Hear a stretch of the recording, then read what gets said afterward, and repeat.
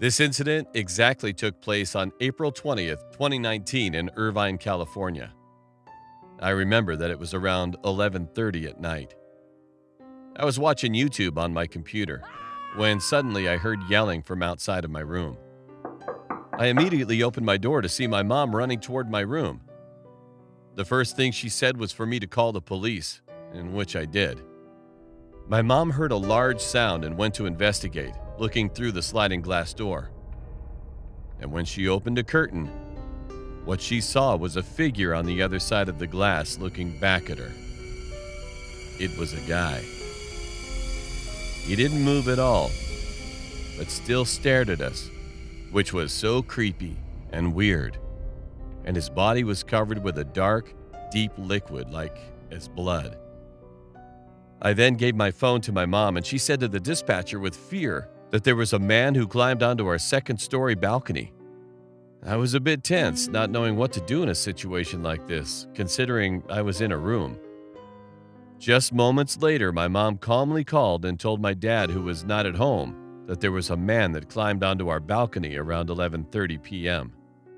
When my dad was questioning my mom about the situation, I went back to my room to look out my window. After I did that, I heard a distant gunshot, and that guy already disappeared. Fast forward a couple minutes later, the police show up at our house asking questions about what just happened. Well, my mom told the police that there was a man and that he looked like he was in his mid-20s. She then told that the man climbed onto our second-story balcony, and when she first saw the man, she instantly went to the sliding door and held it in place before anything bad could happen.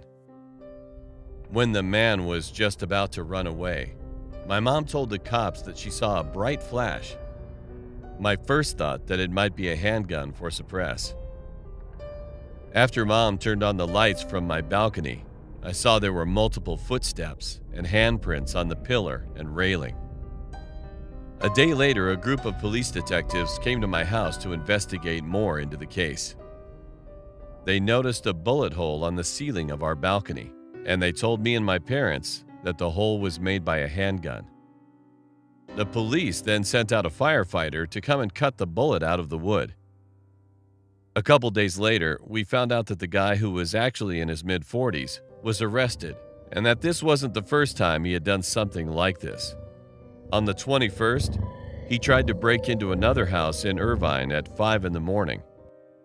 And a couple hours later, I was shopping with my dad when my mom calls him to the sickening news that the suspect viciously murdered 2 people in Newport Beach just hours before the guy tried to break into our house.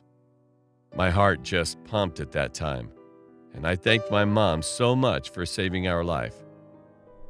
If she wasn't there during the time, I could have possibly been killed that night.